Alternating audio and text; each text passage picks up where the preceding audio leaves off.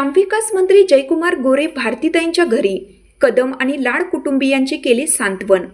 राज्याचे माजी मंत्री स्वर्गीय पतंगराव कदम यांच्या कन्या तथा विधिमंडळ सदस्य डॉक्टर विश्वजित कदम यांच्या भगिनी, जिल्हा बँकेचे संचालक महेंद्र लाड यांच्या सुविद्य पत्नी भारती महेंद्र लाड यांचे काही दिवसापूर्वी निधन झाले।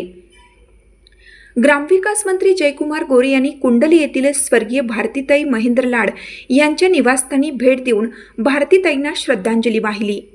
यावेळी त्यांनी भारतीताईंच्या प्रतिमेस पुष्पांजली अर्पण केली।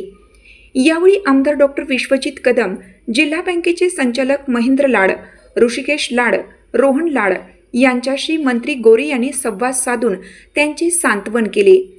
यावेळी ग्रामविकास मंत्री जयकुमार गोरे म्हणाले, ताईंच्या जाण्याने लाड आणि कदम कुटुंबियांवर दुःखाचा डोंगर कोसळला आहे। आम्ही सर्वजण या दुःखात सहभागी आहोत।